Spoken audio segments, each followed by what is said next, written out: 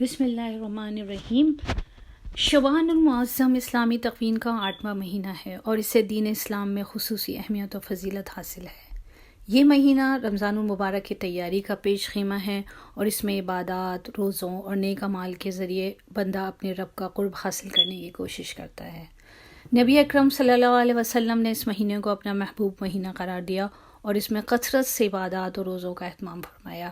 حضرت عائشہ رضی اللہ تعالیٰ عنہ فرماتی ہیں کہ رسول اللہ صلی اللہ علیہ وسلم شعبان کے مہینے میں اتنے روزے رکھتے کہ ہم سمجھتے کہ آپ صلی اللہ علیہ وسلم نے پورے مہینے کے روزے رکھ لیے ہیں، اور کبھی کبھی روزے نہ رکھتے تو ہم گمان کرتے کہ آپ صلی اللہ علیہ وسلم نے کوئی روزہ نہیں رکھا۔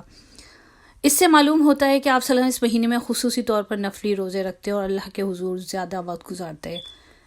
شعبان کا مہینہ اپنی ایک خاص رات شب برات کے حوالے سے بھی مشہور ہے۔ یہ مہینہ مغفرت، برکت اور رحمت کی رات کی خوشخبری لاتا ہے جو شعبان کی 15ویں رات کو آتی ہے۔ اس رات کو لیلۃ البرات یعنی گناہوں سے بری ہونے کی رات بھی کہا جاتا ہے۔ نبی کریم صلی اللہ علیہ وسلم نے فرمایا، اس رات اللہ تعالیٰ دنیا کے آسمان پر نزول فرماتے ہیں اور فرماتے ہیں کہ کیا کوئی بخشش مانگنے والا ہے کہ میں اسے بخش دوں، کیا کوئی رزق مانگنے والا ہے میں اسے رزق عطا کروں۔ اس رات عبادت، استغفار، دعا اور قرآن کی تلاوت کی بڑی فضیلت ہے۔ یہ رات انسان کے لیے اپنے گناہوں سے توبہ کرنے اور اللہ تعالیٰ کے سامنے ندامت کے آنسو بہانے کا بہترین موقع فراہم کرتی ہے۔ تاہم ہمیں چاہیے اس رات کی عبادت کو ریاکاری سے پاک رکھتے ہوئے دل کی گہرائیوں سے اللہ تعالیٰ کا قرب حاصل کرنے کی کوشش کریں۔ شعبان کا ایک اہم پہلو یہ بھی ہے کہ اس مہینے میں اعمال اللہ تعالیٰ کے حضور پیش کیے جاتے ہیں۔ نبی کریم صلی اللہ علیہ وسلم نے فرمایا، شعبان وہ مہینہ ہے جس میں لوگوں کے اعمال اللہ کے سامنے پیش کیے جاتے ہیں اور میں چاہتا ہوں کہ میرے اعمال روزے کی حالت میں پیش ہوں۔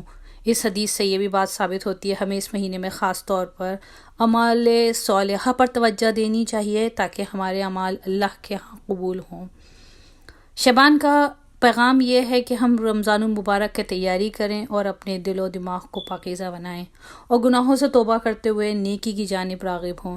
اس مہینے میں صدقات و خیرات کا اہتمام، محتاجوں کی مدد، کثرت دعا اور استغفار اور روزے رکھنا ہمارے لیے نہ صرف دنیاوی بلکہ آخروی زندگی میں کامیابی کا ذریعہ بھی بن سکتے ہیں۔